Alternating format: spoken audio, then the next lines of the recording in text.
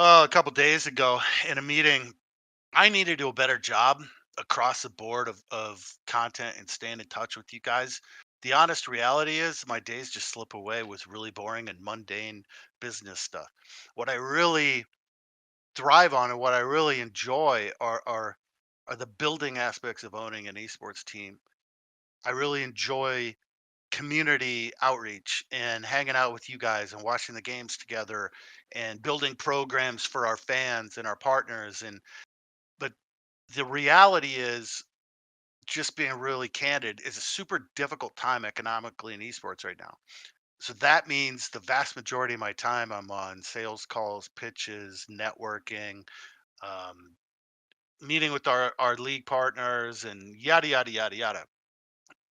And when I look back, I'm like, shit, 3, 4, 5 months have slipped by, and I haven't done a proper sit down with the people that are really the most important to everyone in complexity, and that's you guys. The people who are kind enough to support us and tweet at us and cheer for our teams and be a part of our community.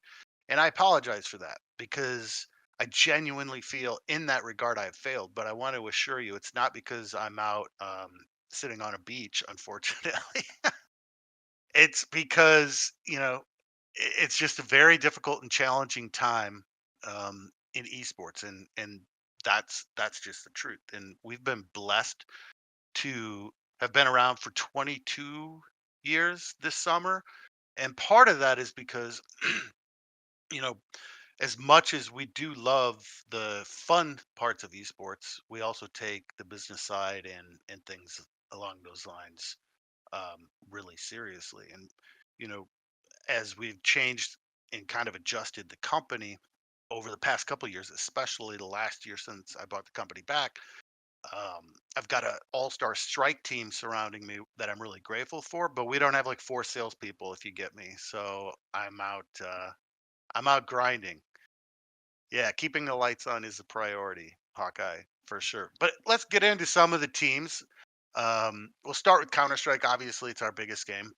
And at the end of last year, we saw the departure of Elish. I mentioned and discussed some of this a little bit with Richard and Thorin on an interview show that I did in Monty in December. But there was a lot of factors that went into that, and I know a lot of you were really, really disappointed by that move. And believe me, I get it. I really, really do. We really enjoyed having John on the team. He absolutely is a world class superstar player, and he carried us to, the stage over in Australia and some big upset wins, and we were really battling with the big boys. We love John and would have loved to continue to work with John. Here's the reality of sometimes how these things happen. We finished the year kind of on what I would call a down note. I think China was disappointing for everyone. And, for sure it was disappointing for me. And, John is not getting any younger in his career, right? He's been at this for a minute. And when you get to this point in your career and had the success John has had, money isn't necessarily the biggest motivator, right? Of course, he wants a certain base amount of money for his hard work, but you want to lift trophies. And we're gonna talk about this a little bit here in a minute. But to lift trophies, you have to invest a tremendous amount of money in your roster. At the time John was on the team was costing us between $1 and $2 million a year. So it's not like we weren't investing, but when you put that in perspective, there's definitely organizations that were investing significantly more than a couple mil we were investing. Um, and John's contract was going to be up, I believe, in June or July of this year. So he had about 6 months left. Number one, we don't like to consider ourselves a prison. Yeah, maybe we're not the biggest and flashiest and hoisting the most trophies in Counter Strike. I mean, that goes without saying. But at the same time, we're a really good place to play. The staff and the people that take care of the players do an extraordinary job. And we take pride in the legacy and the reputation of the brand that we've collectively built over the past couple decades. If you don't want to be here, generally speaking, that's fine, then we probably don't want you here. And I'm not saying that was the case with John. I'm just saying in general, I've been quoted as saying, um, we're not a prison. Playing here is an honor. And, you know, if people are like, hey, for whatever reason, totally justified, understandable reasons, they want to go elsewhere, then generally speaking, we try to accommodate that. And coming off the cold end of last year, and John, looking at what are his options for winning trophies quickly. We sat down a couple times and spent time together, and I was very clear with him that I just don't have the budget to put necessarily the roster together to be hoisting trophies throughout 2025. And with his contract at that time coming up 6 months later, it was really a moment where we either sell the remainder of that contract and take care of John and do the right thing by John, or we're like, "Nah, you're stuck. You're just gonna have to do the best for the next 6 months," and then he leaves for free. Which obviously, I don't think anyone necessarily would win in that scenario. John would have been somewhere maybe at that point he didn't want to be for 6 months. We would have had a player that felt that way, and we would have lost one of the best players we've had in the last decade, without any monetary compensation on the contract. So you look at all those factors, and that's why John left. And we love John. He'll always be a bit of the complexity family, and nothing but amazing things to say.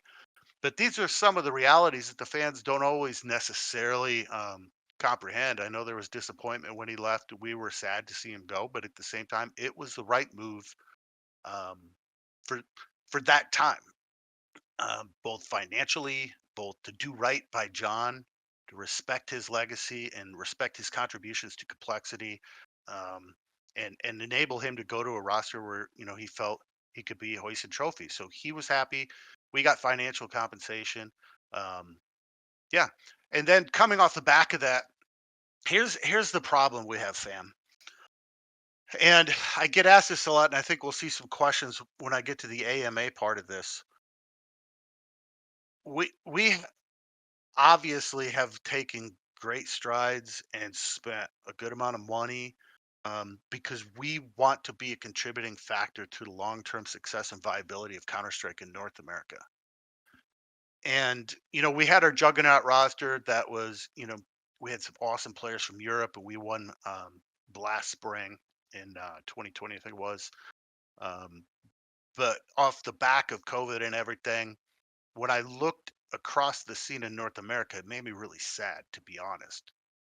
Um, and I felt that I had, and Complexity as an organization had, some obligation to try to give back to the scene that had built this brand. Um, Obviously, we've been in dozens of different games and had incredible players across a lot of titles, but our first game was Counter Strike. So it was kind of what the foundation of the Complexity organization was. And when I looked at the scene, I'm like, what can we do? We've done the Revival series, that had an unfortunate hiatus due to the VRS system kicking off this year, but we're going to be back on track soon. And we've been really blessed to work with Flom and Mythic, and the great folks over there, and provided not only a place to compete, with some not huge prize money, but prize money. And now in the VRS system, we're going to be providing VRS points. So it's um, it's something that we're really proud of and really grateful to be a part of. But this is showing we're trying to be loyal. We're trying to support the North American Counter Strike scene. Um, and then when you look at the roster post Elige, we have a decision to make. You look kind of around the ecosystem in North America. It's difficult. There are some players we were interested in, that either were real happy where they were, weren't interested in coming over, or their buyouts we felt were not reasonable, and just not we weren't able to justify paying some of those things. And we met with Sixy and Nika X, and we were looking around at this whole collection, buyouts, da da da da, skills, roles, everything. And we were really happy to be able to kind of work, with Nick X and Sixy, because we see potential in them. And they definitely got thrown in the deep end the beginning of this year. The teams we were playing one after the other, were perennial top 10 teams.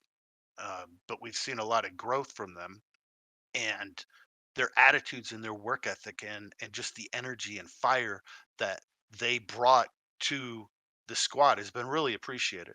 Nothing but good things to say about these guys, and really grateful to have them as part of our organization. But I know because of our legacy in the game, people will come in and say, "Well, why didn't you go sign Simple, or why didn't you go sign this American star or whatever?" And we evaluated all those options. We decided for at least this year, we were going to stick to our North American focus, which, if we're being honest, lowers the talent pool, compared to the globe, obviously, a tremendous amount. Um, and then when you've got all the list and scouting and work that TC and Graham were doing around the players, it definitely was not an easy situation, and frankly, I think we came out pretty well. And I think we've got a compelling squad on the North American scene, not as highly ranked as we've been the last couple of years on the international scene, but part of that was, man, we had a trial by fire right out of the gate. I'm really proud of the PGL Bucharest run. I think it was a pretty dominant run, to be honest. I was surprised that we swept wild card. Great group of players, really talented, good organization. So I was pleased with that. I always take online Counter Strike with a bit of a grain of salt, and that's if we win or we lose. I think we'll have to see how this plays out over the next couple years, and there will be valid arguments on both sides of this. I personally think that previously we had built some league alliances with reputable and well-run organizations and created a certain amount of rev share to make the game more sustainable for the long term. But I understand Val's position that around aspiration and fairness, and I respect it a great deal. I think the current system is far too easy for teams in some positions to play in game. And I definitely think the way the system is set up, combined with our cold end of last year and cold start to this year, has hurt us. But I think we have to have confidence as a community that Valve is going to continue to refine the VRS system, um, because it's a bit of a cluster F right now, in my personal opinion, and they need to continually improve it. They need to kind of cut out some of these loopholes and some of the silliness that we've seen. You've got teams running around the world playing in events they never would have in a million years, just pursuing VRS points. And if the objective of this system is to enable some aspirational form of parity and fairness, it's not necessarily accomplishing that if wealthy teams can buy plane tickets and fly all around the world to go to these smaller events just to rack up points. Like, you look at the event that's coming out here in the United States and the West Coast, everyone's like, wow, NIP's coming and this team's coming and this team's coming. It's like, that's cool because the event's going to be more compelling. And I love having compelling Counter Strike events in North America, but they can afford to come. So the wealthy organizations are still going to fly their players all around the world and play as many events as it takes to get the VRS points they need. And I'm going to be curious to see if at the end of the day the system is actually achieving what it set out to achieve. But I won't go in too long a rant about that. Around the economics of Counter Strike, um, coming from North America as a North American organization, we have different challenges. A lot of our talent pool moved to Valorant over 2020, and that situation. All Counter Strike was played online in Europe. You guys might remember Rush and Oboe being stuck in hotels for months on end because to compete you had to be in Europe, while the North American scene dwindled and everyone decided to move over to Valorant. That has obviously been a problem. Developing tier two and tier three and the root system of North American Counter Strike has been a problem. It's been very anemic for multiple reasons we won't go into today. But the other problem is economic. And this has been a frustration of mine for a few years now. I don't know how much you've actually paid attention to how much the betting partner uh, revenue and spend impacts the Counter Strike community. And I don't say this in a negative way. I'm not making a moralistic judgment, betting, gambling, whatever. That's for someone else to decide. I'm just coming from a pragmatic approach. I know all the team owners in Europe, and I know some of the Counter Strike teams in Europe get over $3 million a year if they hit all the objectives from their betting partners. I have met with every big betting company in the world to try to put us on financial par for our Counter Strike team. But unfortunately, coming from the United States, we're subject to different regulations, and all the gaming and betting companies are generally terrified to market in North America. And I say, I can establish corporations in other regions. Hell, you want me to fire up an LLC in Cyprus? I'll do it. Because how can I be competitive? A, we're dealing with a smaller, anemic NA group of talent. Nothing against the players we have. I'm speaking of the size because we lost so many of them to Valorant when you didn't see that in Europe. And number two, you're constantly at an economic disadvantage. If I'm going to bid for a player and the organization that I'm bidding against gets $3 million or even $1 or $2 million a year from their betting partner. I mean, good on them. Thank you to these companies um, for supporting the ecosystem because the economics of esports have been incredibly difficult the past few years, and we'll get to that in a bit. Um, but it's really frustrating when we are out trying to compete on multiple levels. And if we're going to stay loyal to North America, we have to draw from a smaller talent pool, and if we're going to remain economically competitive in the Counter-Strike ecosystem, it's virtually impossible to do so without a betting partner, and the betting partners won't work with North American teams generally. We saw Thunderpick work with EG a couple years back, but that was more of the exception rather than the rule. So yeah, Counter-Strike is in an interesting place.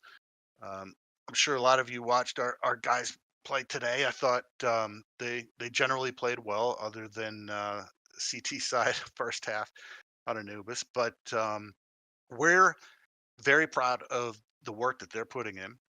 We're very proud of the attitude to which they put in that work, and we're very proud of Graham and previously TC for working with the pieces that we have at this time to create the best possible competitive team for our fans, given all the things I just talked about. And like I said, this is a family conversation here. This is just in a Discord and everything else. I'm shooting you the straight shit.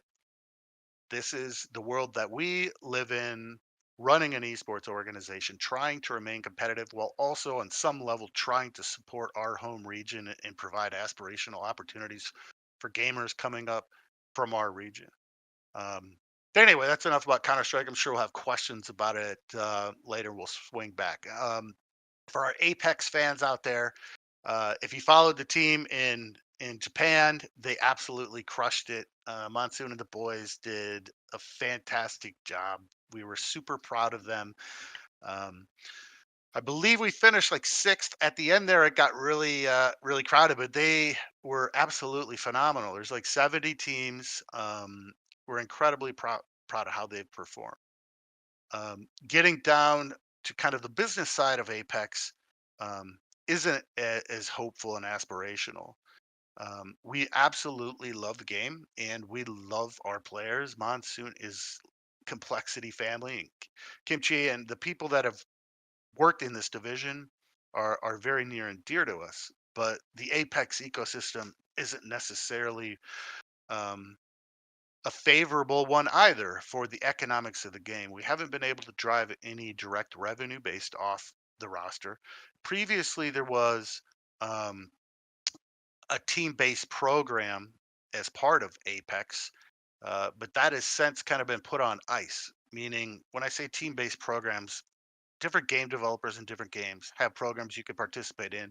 You do co-marketing initiatives, everything from booths at like DreamHacks and LAN events to social media marketing and different things. And then there's some kinds of revenue stream.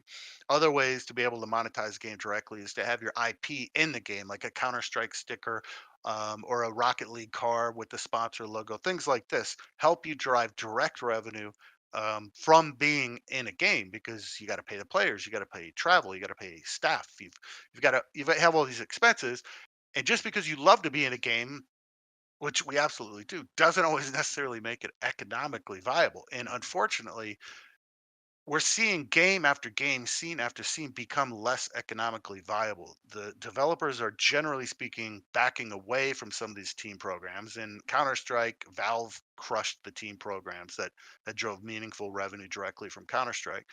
Um, so that has definitely been a challenge in terms of running a business in the Apex ecosystem. We've allowed our players to look around, and if they can find a more lucrative opportunity for them, then we're going to absolutely cheer them on as they move on. We'll be incredibly sad. Monsoon's been with the organization since the dawn of time, I think. But at the same time, we want them to thrive. We want them to get the most out of their professional gaming careers while still running an economically viable business. And some of these games is becoming more and more difficult, to be blunt. And I'm incredibly disappointed by what I'm seeing in less and less support from some of the developers. The players and the teams and their staff and just pour their hearts and souls into this day by day, while a lot of these developers make incredible money on in-game purchases and other things. And they become reticent and less willing to share some of these revenues with the teams, which makes operating an esports organization all that much more difficult. But we love Apex. We hope to be able to stay in Apex. We've supported Apex while a lot of other organizations bounced. They go in and out, and we've been pretty loyal to it. We're proud of that, and hope that we can figure out a way to stay in the game. For Halo, um, you know, we have a new show with Ashes and Hunter JJX on Tuesdays, so you just missed it. But you can find the VODs, and I encourage you guys to stop in and support their Halo show as they talk about all things in the leagues and players and all kinds of cool stuff. So if you like Halo, please support that weekly show.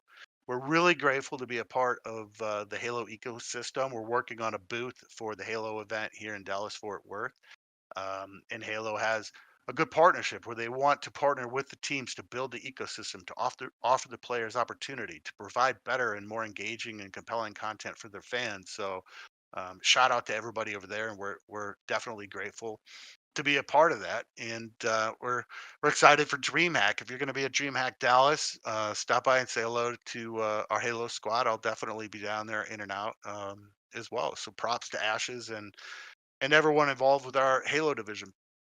For Rocket League, which just played their major, we're super proud of the team for making the major. They say about a lot of different sports, it's a game of inches. Have you watched our Rocket League team play, particularly like the Furia match? Man, we couldn't get a break on those inches. It's like we were playing pretty well, and every inch here and there didn't seem to go our way. But that's competition, and that's how it goes sometimes. Um, we did snag a win at the major, but went out earlier than I think the guys would have liked. They have a facility here that they train at, and they've been in the Dallas area working incredibly hard. And they did a boot camp before the major over in Europe. So we're incredibly proud. They're at the major. Got some bad breaks and didn't get as far as they would have liked. But we're really proud of these guys, and we've been proud of our Spanish broadcasts that we've been putting on for quite some time now to cover our league games and provide content to the Spanish speaking audience throughout South America is where they hail from. So, and then of course at the end of that, Ray's Bowl decided that he's going to move on. He's been living in the United States for quite a while, and it's difficult moving to a foreign country and putting in the hours you have to put in to be a successful esports professional gamer. And after a while, it can definitely take a toll on you. I mean, shout out to Soren and Nick for taking incredibly good care of our guys. We do absolutely everything we can, but on some level, we can't replace, friends and family and eating mom's homemade food and all those good things. So he's decided he's probably going to take a bit of a step back and spend some time at home, and we absolutely respect it. And he's been with us for years and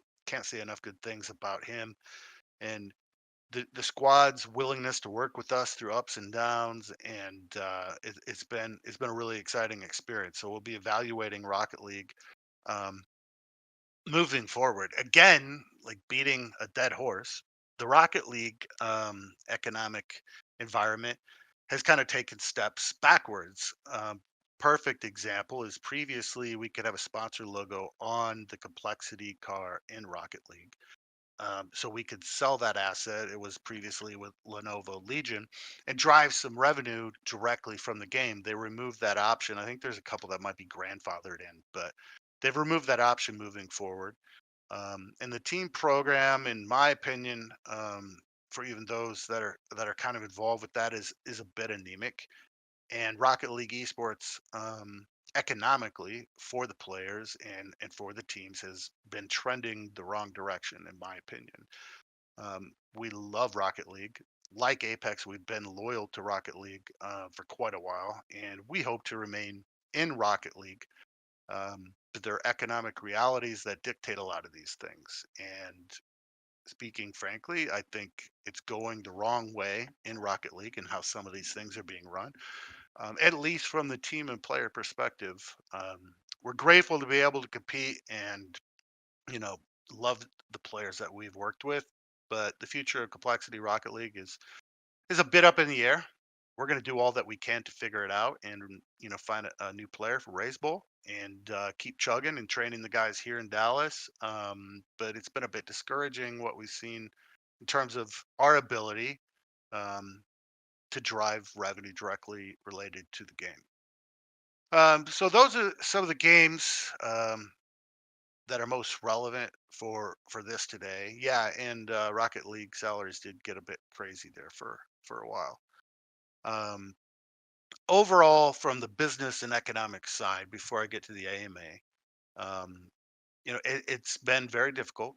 One thing we're proud of with Complexity is we've managed for 2 decades to avoid chasing the shiny allure of overspending just to get trophies. In a business environment where there's no salary caps, generally speaking, not always, of course, but generally speaking, those with the highest budgets are going to have the highest probabilities of hoisting trophies and winning multiple championships. There's a lot more that goes into it. You got to run a quality organization with the right people. I'm not detracting from that at all, but let's be realistic and pragmatic. Money sure helps.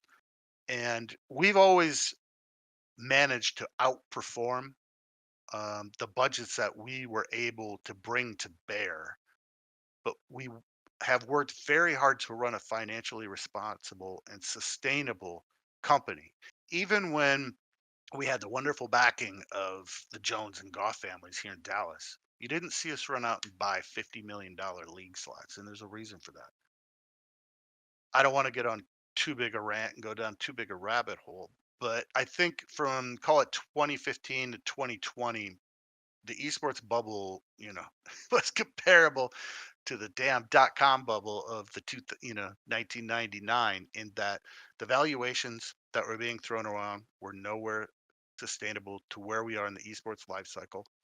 Um, our ability to monetize the fan base and other things has not caught up fast enough to justify the tens of millions of dollars that were being used to buy franchise spots and some quite crazy valuations that we've seen over the past years. And I've said this before on different occasions. I've had team owners get angry with me for questioning team valuations.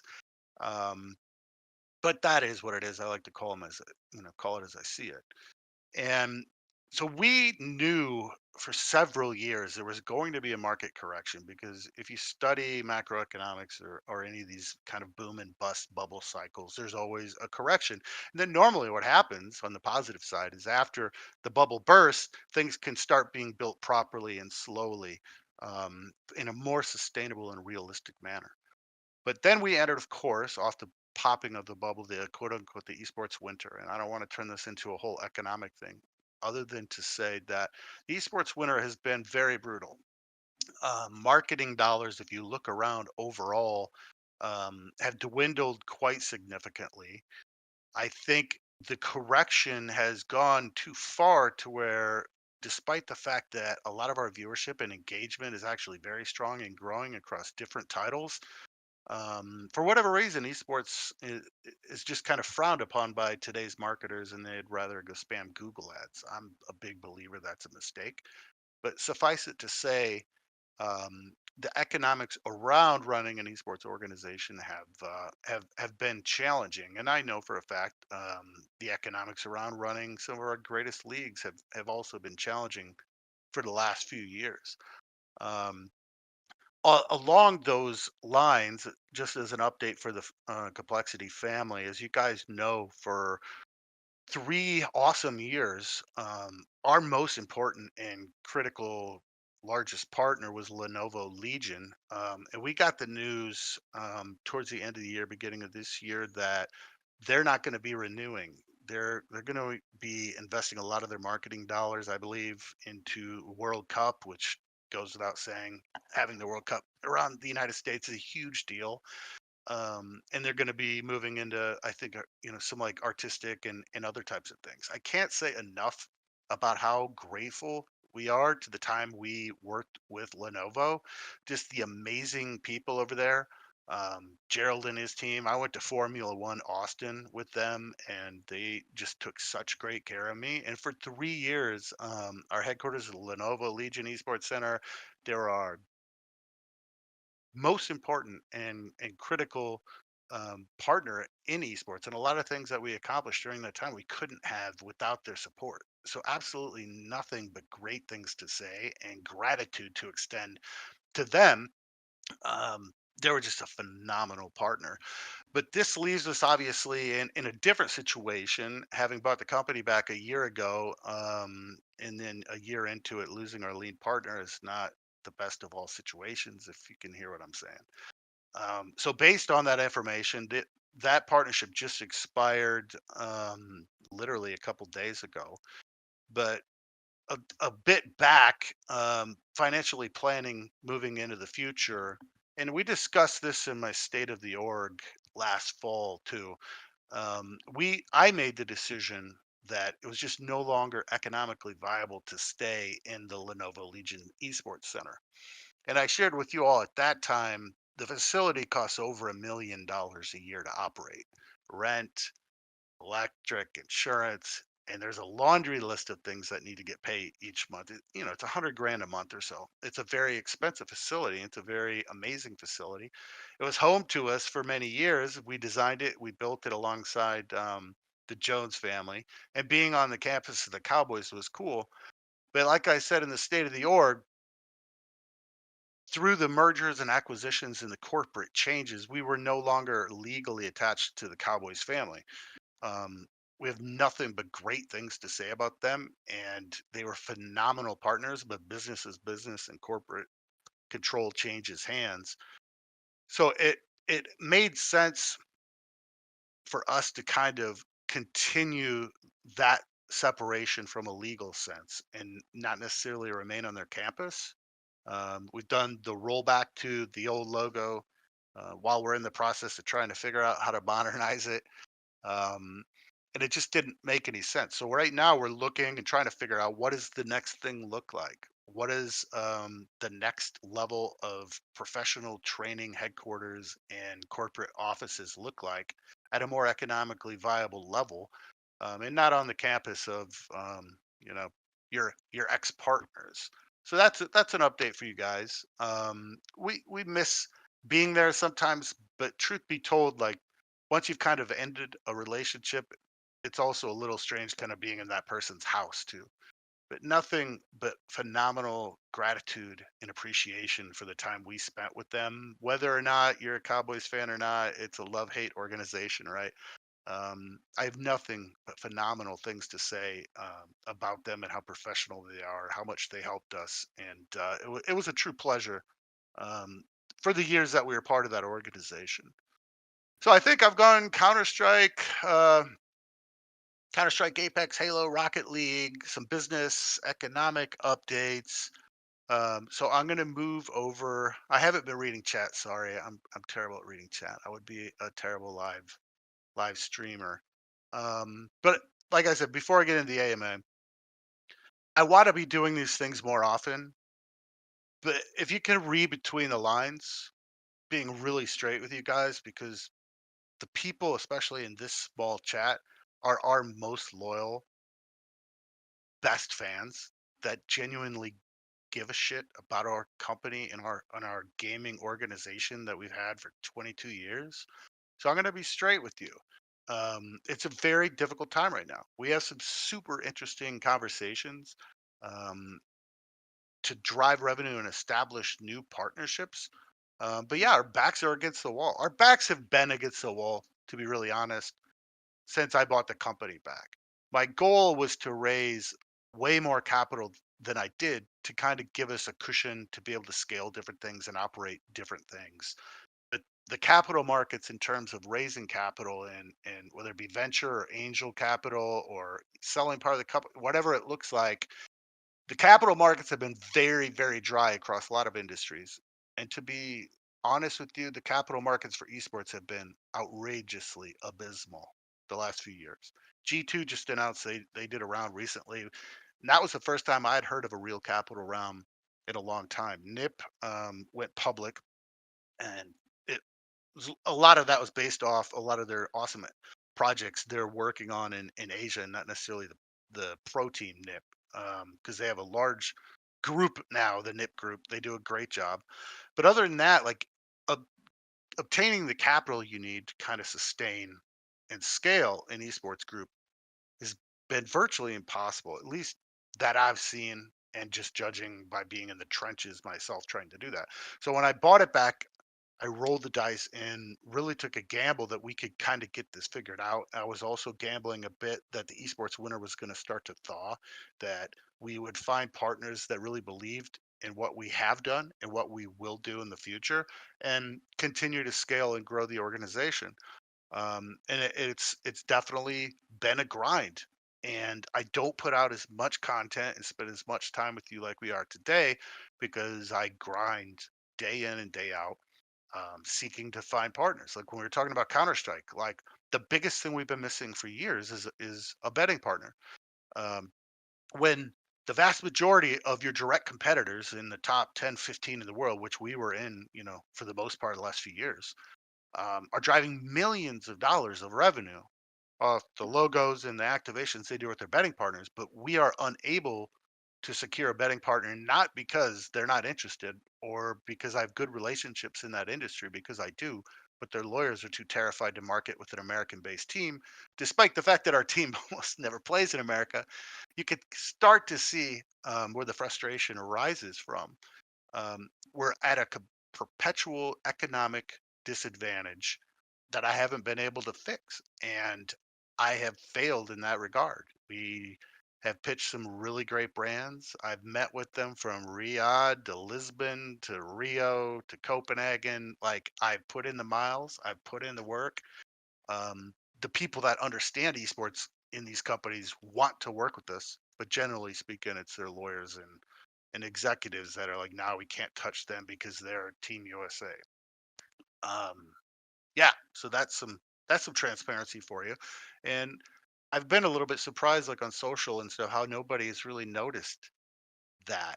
If you look at the Counter Strike ecosystem, if you were to remove the betting partners, it would be extremely problematic. Again, I'm not making moral judgments one way or the other. I'm just speaking economics.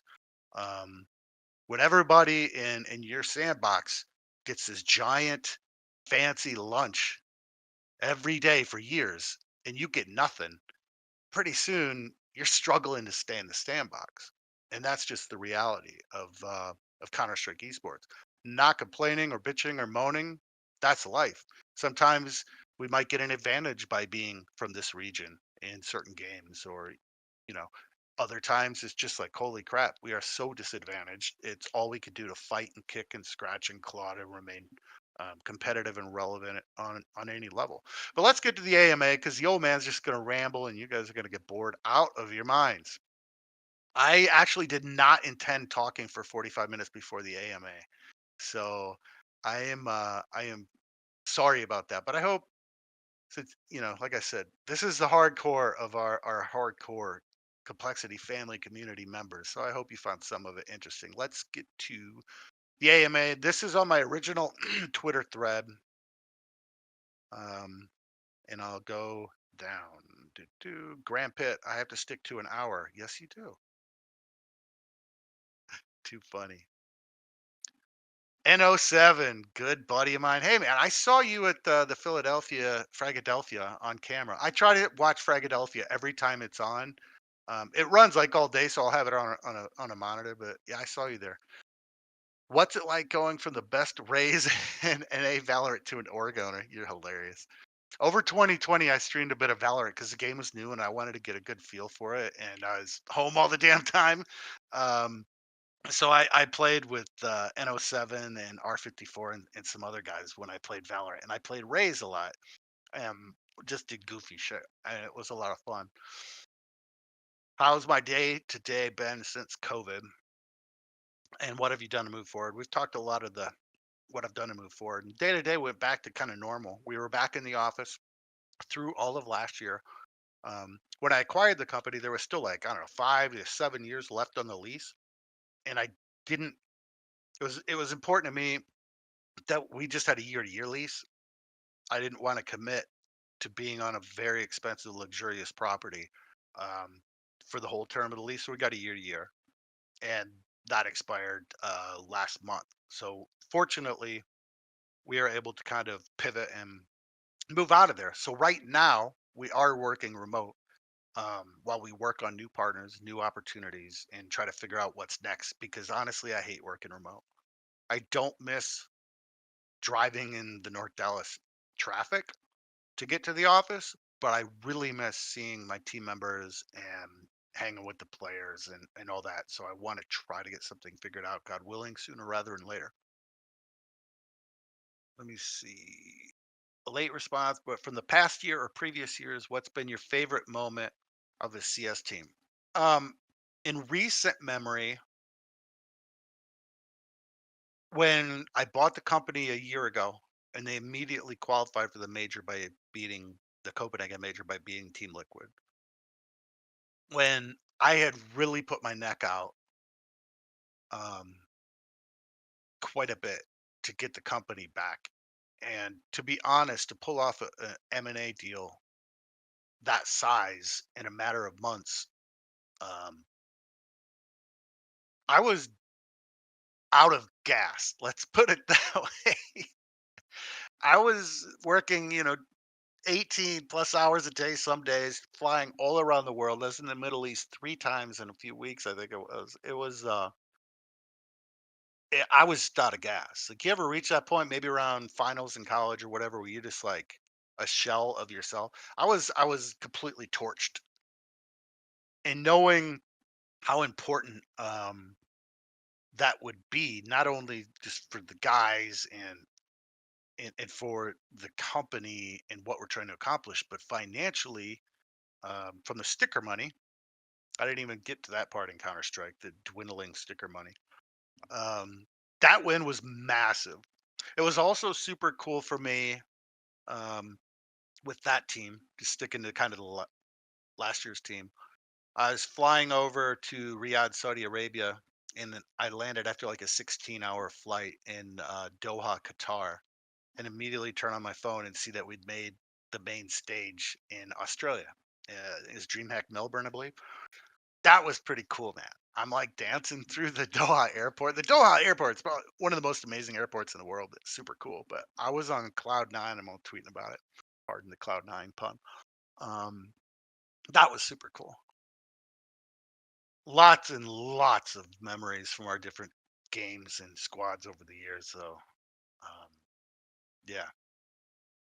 Someday I won't be active in esports anymore, and I will sit on a dock somewhere with a box of complexity cigars and just have the time to reminisce. Do you plan to continue in the Rocket League Championship Series next season? I think I addressed that. What do you think of the ecosystem Epic Games is implementing for RLCS? Is it profitable? I think I addressed that. Thanks for the question, Franco. Um, I've talked a little bit about that when I talked about Rocket League. Uh, in my personal opinion, the team-based programs have been going the wrong direction. I don't pretend to understand all the nuances and moving parts for the developers and everything. We're always grateful when we can get these programs and rolling. I was very disappointed to see them remove um, the team's ability to have a sponsor on the car. Um, that was a real bummer. But yeah, I think I already addressed that. Thank you for the question, Jay FRCS. What's the status of the new coach for CS? Good question. Are Complexity considering NA talent or EU? We are still working on a new coach. First, I just want to shout out and say thanks so much to Doc TC. He was with us for years. Just a real awesome human being, level-headed, professional, calm under stress. It was a genuine pleasure working with him. Um, at the end there, for a multitude of different reasons, certainly not all his fault, we were just struggling, and we felt it was a good time to make a change.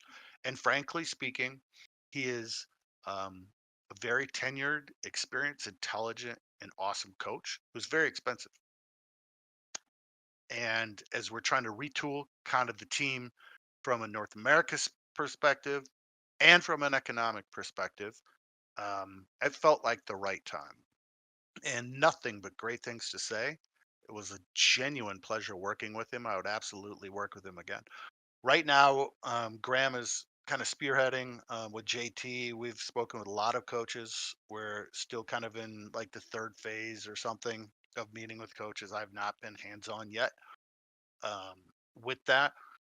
And part of me is a touch concerned about adding a brand new coach, a brand new opinion or system right before the major qualifier.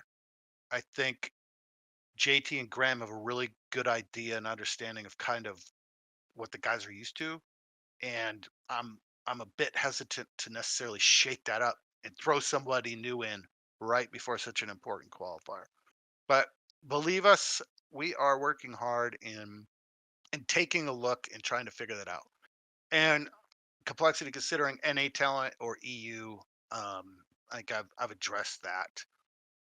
Our preference is NA. I don't know how long we'll be able to stay NA based. Um, but as we've shown for years, we are doing our very best.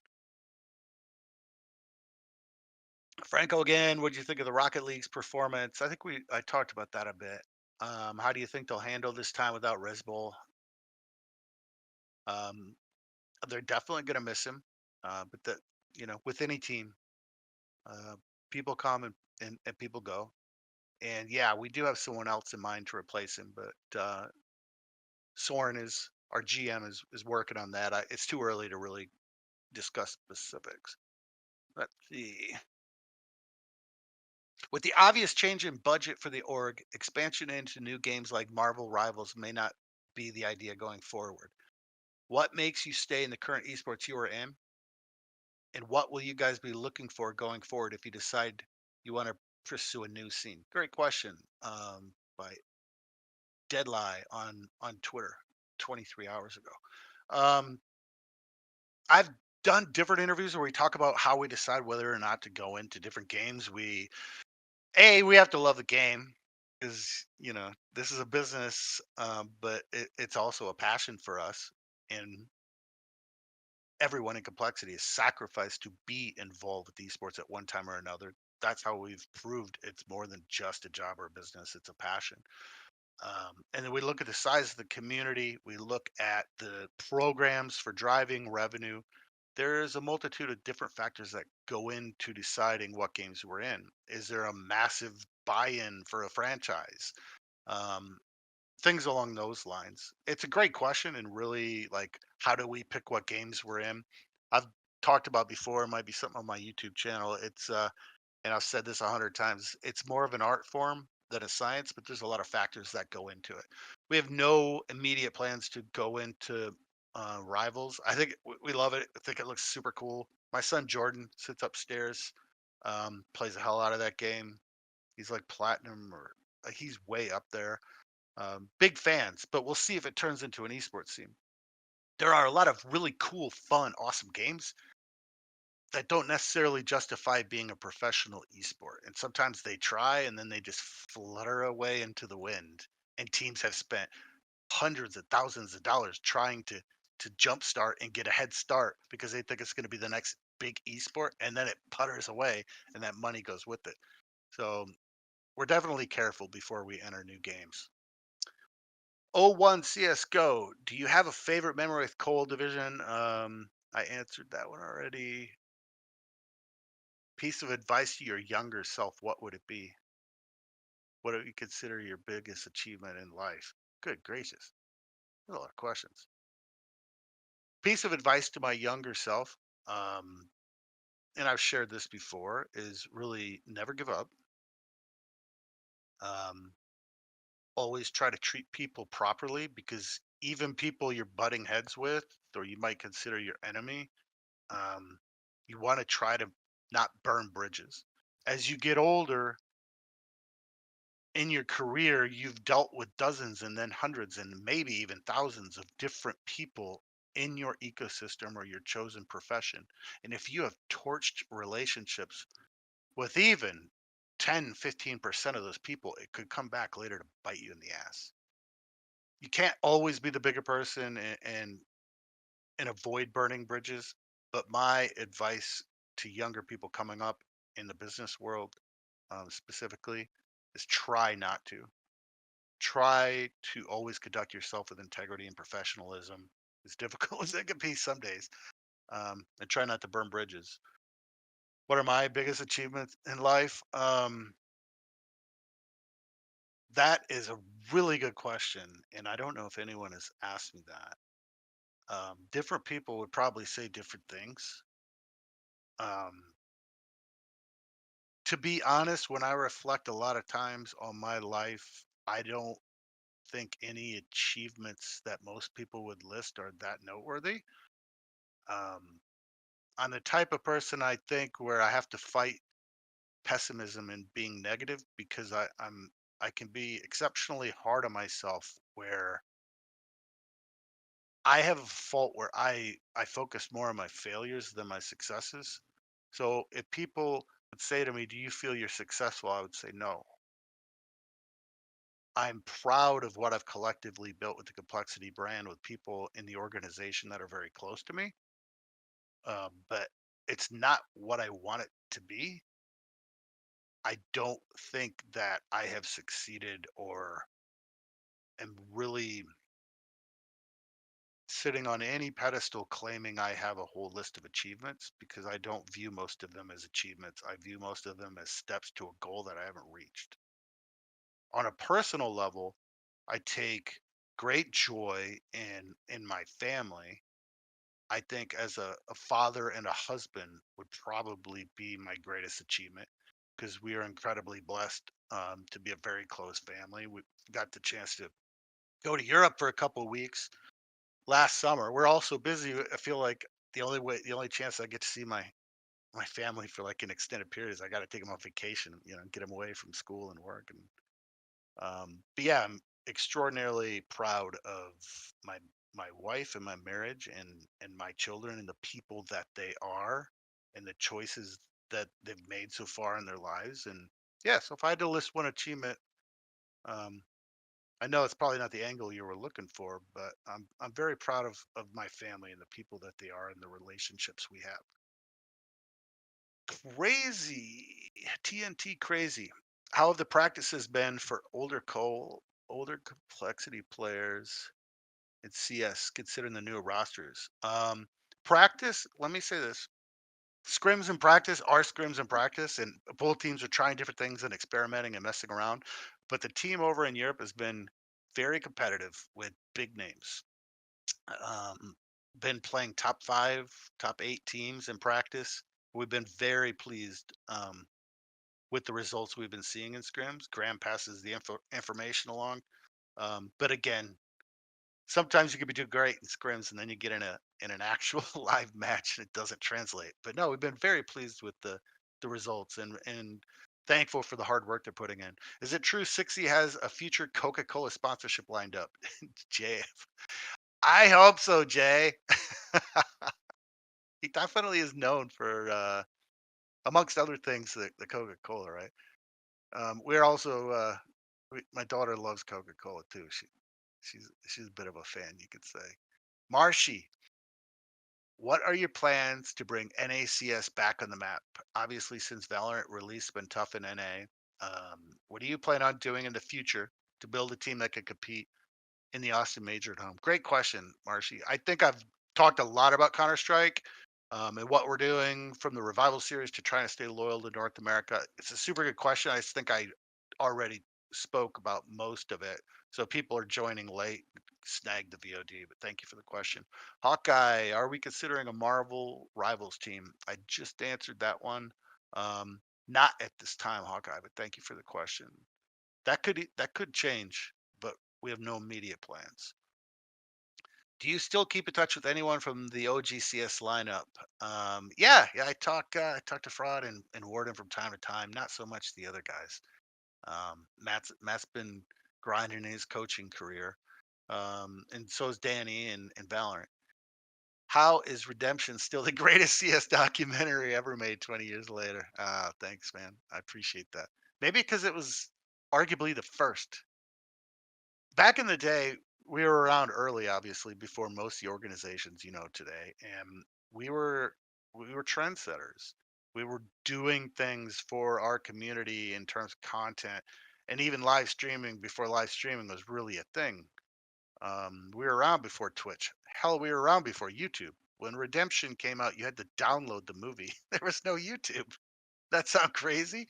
Um, so maybe Redemption is legendary because no one else had done anything like that. Um, so yeah, it's funny to watch him. And I did do a redemption commentary in like 2017 or 2018 where I walked people through kind of my thoughts on it. So you can find that on YouTube. Do. When is the next CS community night? TNT crazy. Good question. I don't know, but we will let you know in the CS channel. I don't know off the top of my head. Why is Hallzerk the best CS2 offer?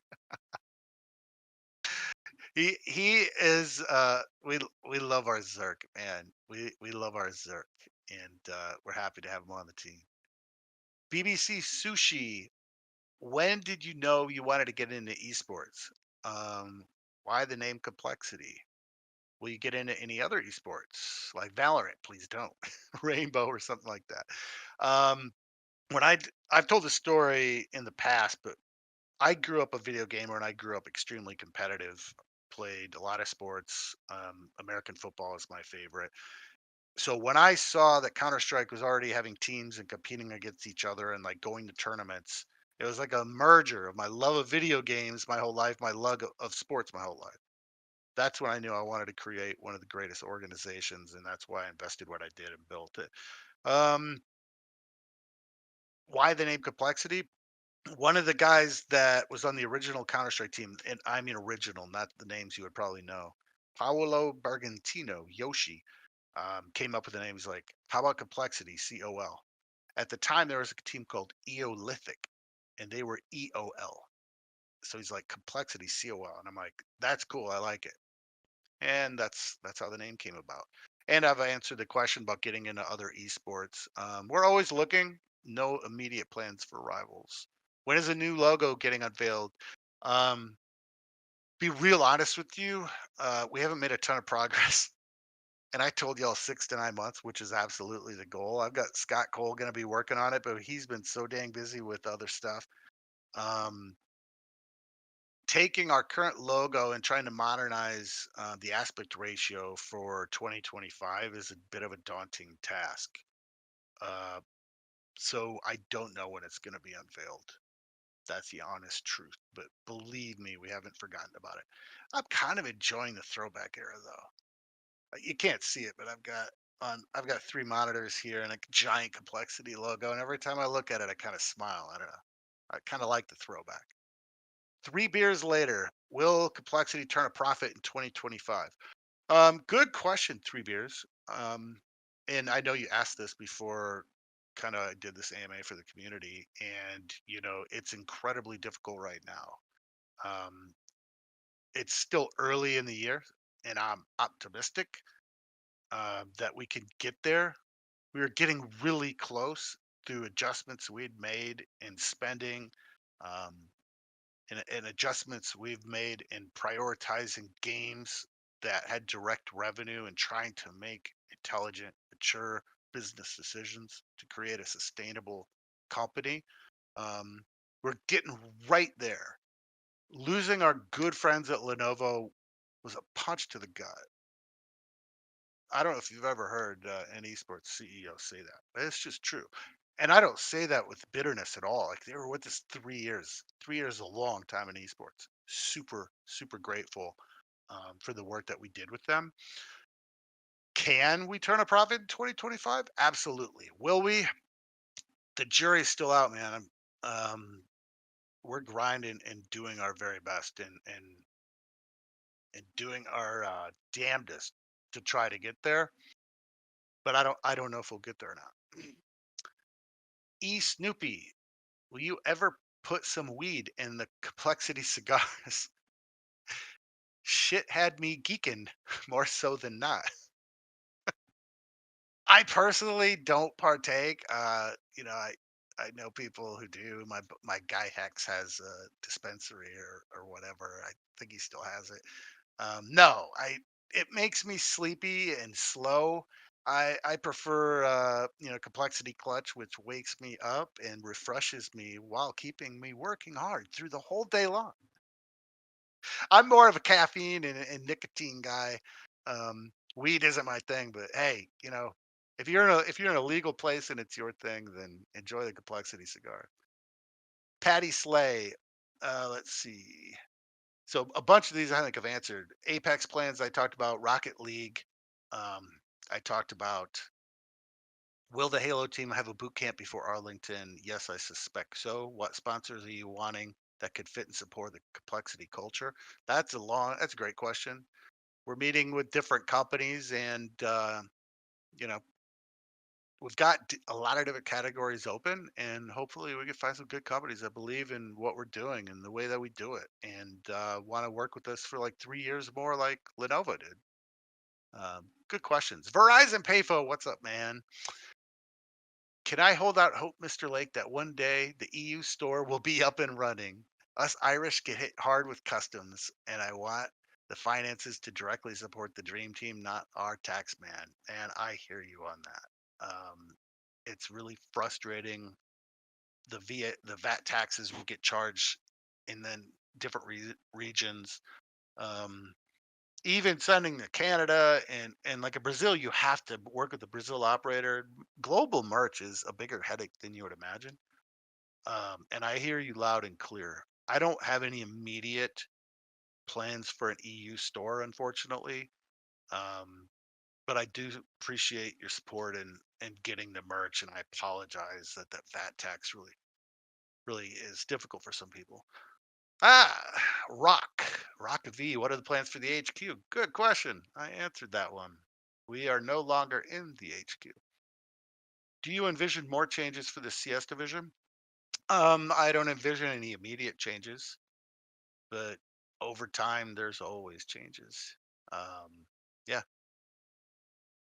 Are the future plans for new merchandise, or is it all waiting for the rebrand?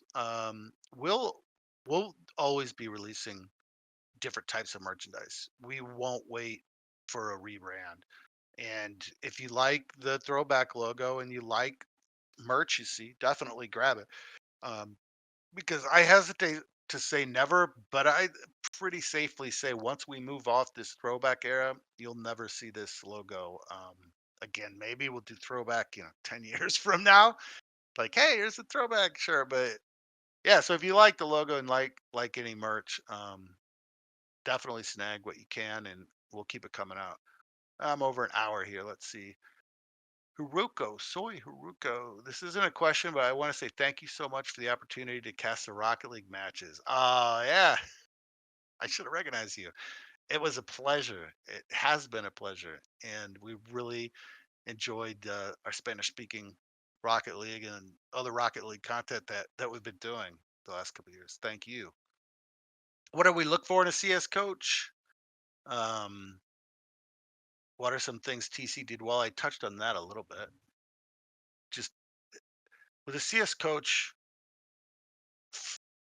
you need to obviously have a deep knowledge of the game, but your demeanor and your maturity can be just as important.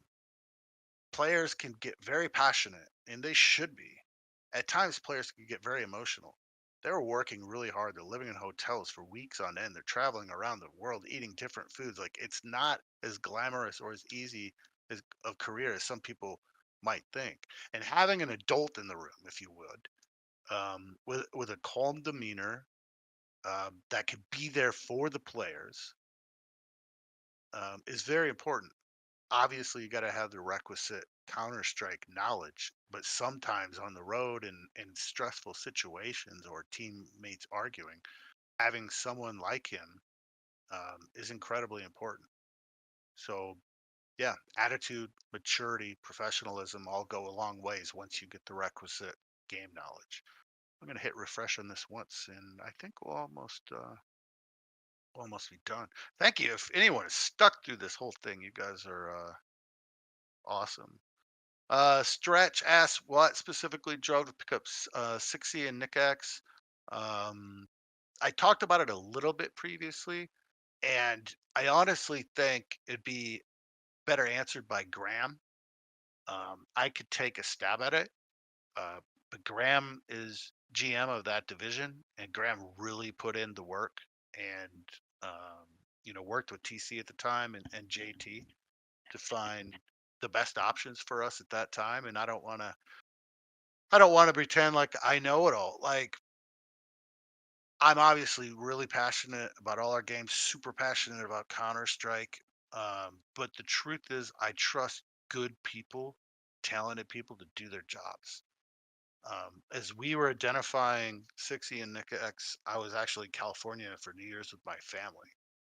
We're having calls, we're going over the options, we're reviewing everything, but I allow people that I believe in, whether on the talent side, whether it be Soren or Nick or Graham, be like, here's what I'm thinking, here's the rationale, here's the pricing, here's the options. I allow them flexibility. I have to make the final call and I have to sign the contract.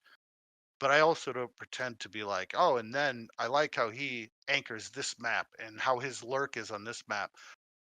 I just can't get in to all those details and nuances, and I trust the people in our team to do that. So that'd be a great question for a Graham stream. Graham has his new Counter Strike show that was just before this AMA each week on Wednesdays. And I think, are you worried that, at all that creating this is evil John Bob? Are you worried at all that creating a VRS tournament will hurt your own team while trying to help the overall ecosystem? Mr. Evil John Bob, you're a smart guy. Yes, absolutely. We ran this tournament to try to really contribute and to try to plant seeds and help do whatever we could to strengthen the North American scene. And now, under the new VRS rules, we're running a tournament that provides our direct North American competitors points. Life is funny sometimes, huh? Um, we are committed to doing this as long as we can before, but if it gets to the point where it's just damaging complexity in our CS team, we'll have to try to figure something out. It might be us handing the whole project over to Flam and Mythic and going hands off so we can compete. I don't know. Our current intention is not to change anything. We want to finish out the first series of 12 in a way that makes sense. But yeah, organizing a tournament and getting VRS points for our direct competitors that we're competing against North American major spots. Life can be strange sometimes. Great question overall. Moving over to the Discord here. Anyway, I really, hey, there's Evil John Bob.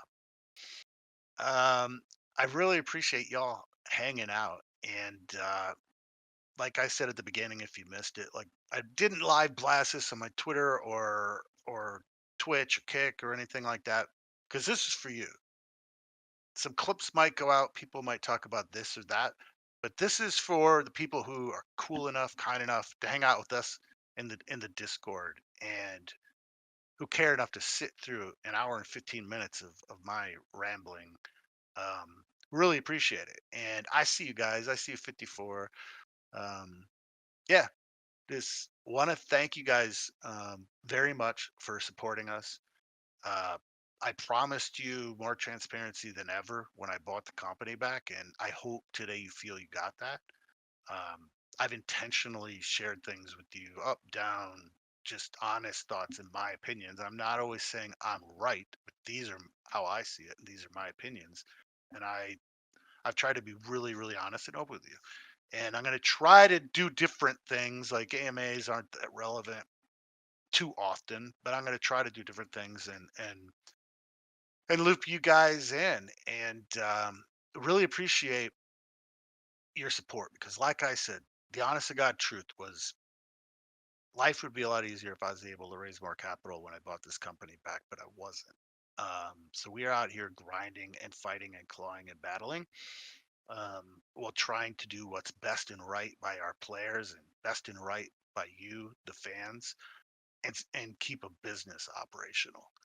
Um, we think we've done it right, not always perfect, but we think we've done it right for over 20 years.